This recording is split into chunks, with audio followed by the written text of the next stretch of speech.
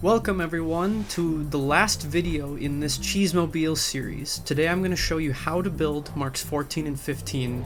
These are incredible tanks that you can take off-roading wherever you want. They're great at the drop test and they're great in combat too. So here's our Mark 15 that we're going to build by the end of the video that does massive damage on frozen enemies. Like they're just two-shot pepper goblin.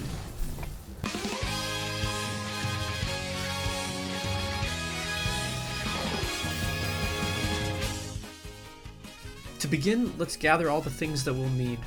We're going to start at the mine underneath Kakariko village, and there is a Gloomjedger chassis that is here. You can't break anything off of it, so just attach something to it so it's in your auto build history, and you'll be able to get it out of your auto build later and detach things from that. Next, we're going to go to Gerudo Town and jump down the backside to the throne room. And then we're going to fuse this sand seal statue to our shield. This will be sort of the lid of the cockpit area.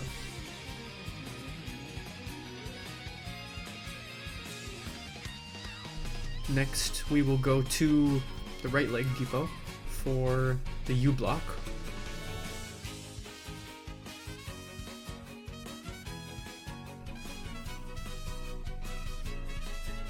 This is just sped up a little bit. But here's the U-block. Attach something to it so it's in your auto build history. Next we'll go out to the Wrist Peninsula, into the shrine, and here you can get the motor. Fuse that to a shield.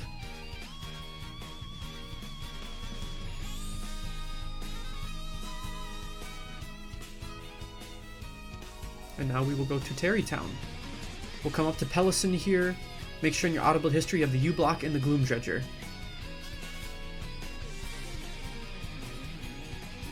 Get the motor off of your shield. And then build the Gloomjedger with all the parts you need. You'll need 2 lights, 3 wheels, and a control stick. And you can tear all of those parts off and reuse them for other things. I just threw the lights over the cliff. And then we'll attach the Gloomjedger to a stake. That way we know the spacing that we need for our wheel axles. And I'll put it on this side of the fence, just for a visual reference. There are 3 ways that we can make our axles. The first way is with stake nudging. This works on all patches. I recommend this as the last resort because it's pretty difficult to stake nudge large wheels apart because of their inner motors are pretty flexible, so it makes it difficult to actually pull things apart. There's a tutorial in the description if this is the method you choose, and it is viable. It will work. So you see in this process, I'm lining the wheels up against the fence and then keeping the stake as parallel to the wheel orientation as I can, start pulling the middle of the wheel out. As you get it further and further away from the other one, it should get easier and easier to pull large gaps in between them. The next method is called gravity nudging. To do this, go up to the Akala Citadel and then run over across the ruins this way until you go over the cliff. Go quick because there's a Phantom Ganon, but you can avoid it if you just go quick like me. And then you drop down here and fuse 3 of these cubes to your shields, and you're going to bring them to Pelison and unfuse them there. But you need all 3.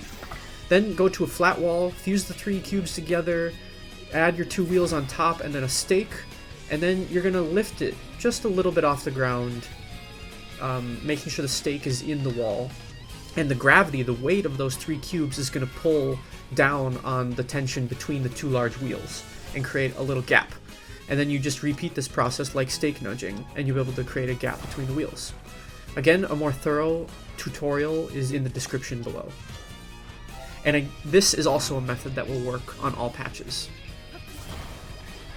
There is a gravity stake assisted nudging tutorial as well, and that will also be linked in the description.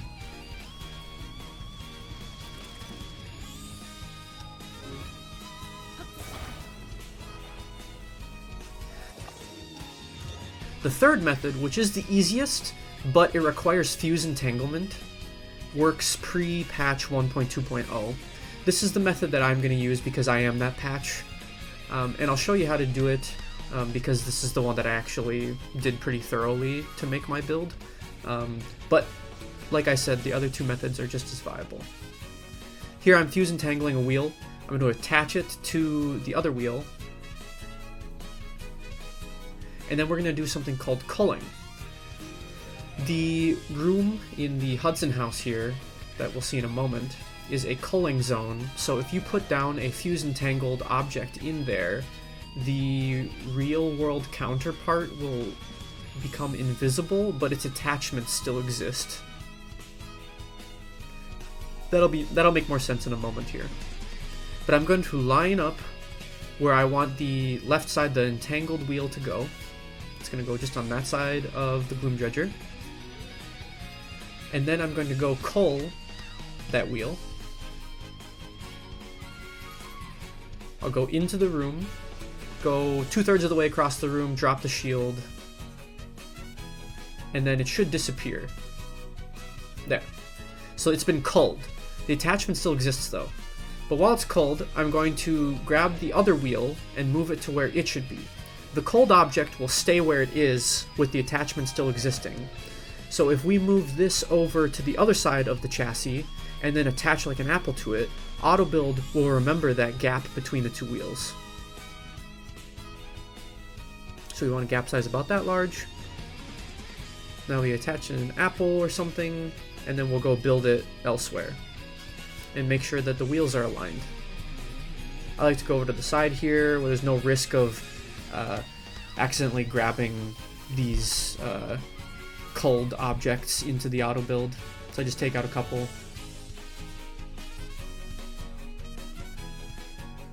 We'll build it, take off the stake, and then we'll rotate one wheel and see if the other wheel has wobble to it or not. We want as little wobble as possible. I like to watch the shadow on the ground. See how this one has no wobble at all? That means we have a really good aligned wheels. Now we need to put the motor in the middle. And the motor can't be directly attached to either of these because it needs to be on the other side of the little prong on the Gloom Dredger chassis. So I'll line up the wheels, press them against the fence so they're oriented properly. Then I'm going to fuse entangle the motor onto a shield.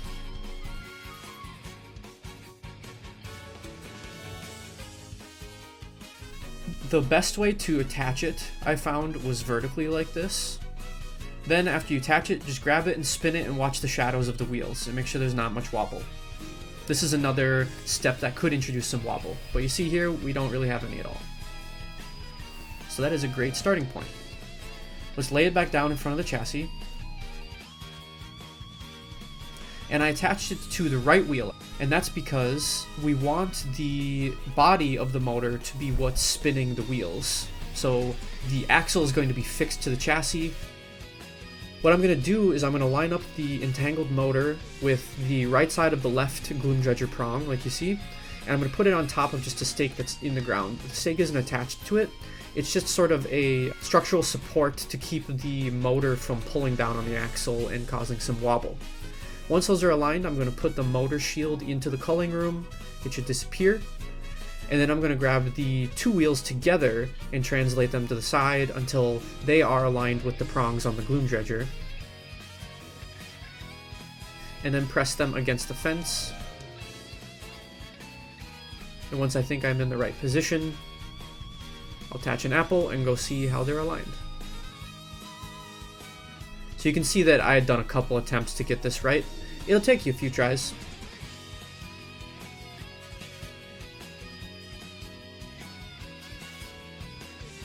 So we'll grab the motor and check the shadows, and we see there's not much wobble on these wheels, so we have a really nice aligned axle now. I'm going to put it up to the chassis and make sure everything is spaced okay, and it looks pretty good. So I'm going to put it over here, attach a dragon part just in case so it doesn't despawn while I'm doing stuff over by the Hudson house. Now I've put this space for the back wheels. I did the same process where I just visually aligned it with the chassis and how I wanted the spacing. And this one's a little narrower, and I did it so that I didn't have to do the culling on the motor on this back one. On this one, I'm going to be able to just attach the motor straight to it, again vertically to get the alignment right. As you see on the wheels, there's actually those 4 prongs that exactly line up with the prongs of the motor. A little suspicious if you ask me. like it's the exact same size. Looking at the shadows, we see no wobble, so our back axle is lined up too. Now let's look at the spacing, and we see that if we line up the motor with the left side of the chassis, then the wheels are lined up with the two sides of the back of the chassis. Great. Now that we have these two, let's attach parts to them so they are the two most recent or the couple most recent in our auto build history, and then we can move on to the water temple where we will continue building everything. Next, at the water temple, we're going to work on the melee spinner and the U-block. So the melee spinner I attached with the axle facing down on top of the far prong, and now I've been stake nudging it using a vertical stake on the chassis and a horizontal stake in the wall here. And I'm just fusing it down and out until it's in the middle and is far enough out that there's enough room for that driving large wheel on the front axle. And we see that when we get down far enough like this, the axle on the large wheel switches its orientation. We want it to be facing up. That way it's a little perch for a turret. Next, you'll attach a U-block and then stake nudge it into the chassis. I think it takes about 2 nudges usually. And once you do that, you'll have full protection for Link from the sides and front. Next, we are going to attach the wheels and squish them. So what you need to do is attach the front axle about in this position on the Gloom Dredger, and then we're going to stake nudge it down once or twice, like you see here. So that was one nudge. We'll build it. Ignore the back wheels here. I'm showing some clips out of order, but they're kind of the best example clips I have of each of these building processes. So at this point, you'll have the melee spinner on the front, you'll have the U-block on the chassis, and you've just attached the front axle and are stake nudging that axle down. Alright, we've nudged once. Now that we have that gap, let's just make sure that an electrified Gloom Dredger body is close enough to the motor to provide constant electricity. If you nudge it too far, you can cause a gap and have inconsistent electricity to that. Once we have that nudged down once, we're going to put a large wheel into this pillar here like you see. The large wheel axle is on top of that horizontal stake. Then attach a cart horizontally just below the middle of the wheel. And then have a vertical stake just under the middle of the cart, and you pull it down. And you see when you pull it down, it pulls the axle right into the top of the wheel. Now that it's like that, it's fully squished, and we're going to line up the motor on the Gloom Dredger chassis, but attach the little prong on the front of Gloom Dredger to the axle of the large wheel. And you can see that at some angles, it rejects this connection. You saw there twice that me trying to attach it caused the glue to expand in a way, and that's because you just didn't fit things in the right spot. But right there you saw it was a really nice tight fit. You want it to be squeezed as closely to the motor as possible. For the back wheel then, we're going to attach it the same way, but we're going to add this diagonal U-block into it, attached to its own stake. It's not going to be attached to the build. Squish the axle down, lift the U-block up as high as you can, and then grab the rear axle and attach the motor axle to the corner of that U-block, kind of like this. I'd recommend putting it a little further right, like that. And now you want to attach the U-block to the axle of the large wheel, but making sure the wheel is aligned with the motor body, like that, and as squished as possible. So it'll look like this when you take it apart. Then we're going to attach this to the rear of the Gloom Dredger chassis, and we're almost complete. Next, we're going to attach the shock emitter, and just to make sure that both the motors, when they're squeezed, will get electricity. And then we'll take it out for a spin like this, make sure that the large wheels don't pop off when you do turns. Make sure that stops are sharp because you have enough torque. Make sure that acceleration is nice because you have torque. And make sure there's enough room for that front wheel to rotate forward and backwards when you're accelerating and decelerating, and that it's got enough room to not hit that front melee spinner. So I'm going to throw a sword on the melee spinner, and then we're going to take it down around Terrytown for a test spin and see if any parts break off, how well it handles, and all of that. I've added a Gerudo longsword with the Silver Lionel mace. I'd recommend using the saber instead of the mace. I think it more reliably hits the enemies, although with these two we can see that it was hitting them pretty well. Here's a showcase of it going reverse up a hill. And this is our Mark 14. We've got great handling, we've got good speed, we've got the melee spinner on the front, but it can't climb the steepest terrain due to that extra weight it has to push up a hill. So let's add the turret onto it. What I'm going to do is I'm going to use Slowpoke's method for using gravity and a repeatable method to make a small angle pulsar. First we're going to glue a construct head onto the side of a stake, glue the control stick on top, and then glue the mirror just to the side of that control stick. The first two are snap points, the mirror is not a snap point. Lift it up and then down to center it on the ground.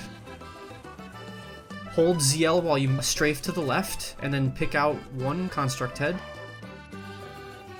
Don't touch the left stick. Rotate it towards you and push forward with the D-pad and then attach to the mirror. And it's important that you do not touch the left control stick. Now, without touching anything, take out one more construct head.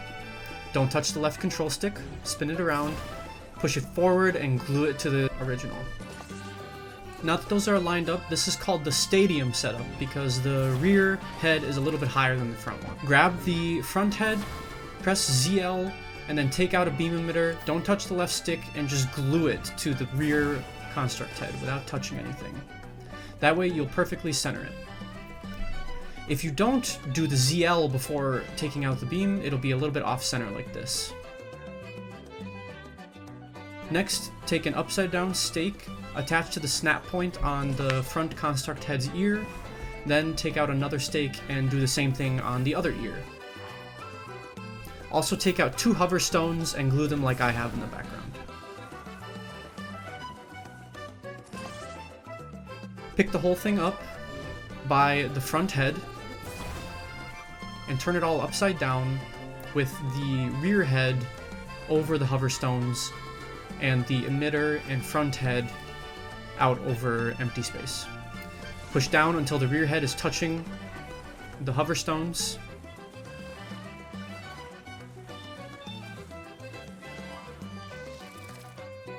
Like this. Now take out an active hover stone and press it down onto the prong of the beam emitter. This part is finicky. This will determine the angle of your beam emitter at the end. So what I found myself doing was returning to this step and redoing how aggressively I pushed down this hover stone on that beam to change the angle of my final product. Then take two pieces of wood, glue them to one ear of the reverse head, and glue two more onto the other side of the reverse head. Then take out an active hover stone with two tracking carts glued on top. That'll be just enough weight to very slowly drive the hover stone down towards the ground. So it won't break any glue attachments, it will gently rotate the back head down. And the active hover stone on the front will prevent the beam emitter from rotating with that back construct head. Right now we're just waiting until the system stops moving. We'll take out a third tracking cart, homing cart, place it on the top, just a little bit of extra weight. It'll drive it all the way until the wooden beams are on the ground. Once you feel that everything has stopped moving, take something out and attach it to the system, and then you'll auto-build it all. Once we've built it, I put it on a stake, and then I'm testing what the angle of the beam is like and whether the pulsing is good. So here we're getting pretty good pulsing, but the angle is a little too high. You want it parallel with a beam attached to the snap point on the front of the first aiming head. Here we see the beam is aimed a little too low, and here the beam is just about right. It's a little low, but if you keep looking at it for a while, it starts to look more and more parallel. Like here over a long distance, it actually, once you get over near the enemy, it looks pretty parallel. So I decided to go with that. I have one of my auto-build histories as all of these sort of building parts, so like an octoprop from fuse entanglement, a geared propeller, a railing, the hover slab, and now I'm going to add this perfect small angle pulsar to it.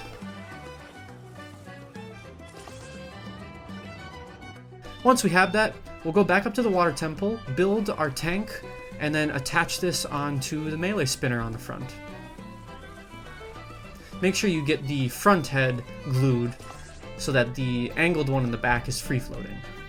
I attached 2 more beam emitters onto it to kind of have that triangle effect. I guess just angled effect. And then I'm going to add a frost emitter to the top as well. I'm attaching it to the beam.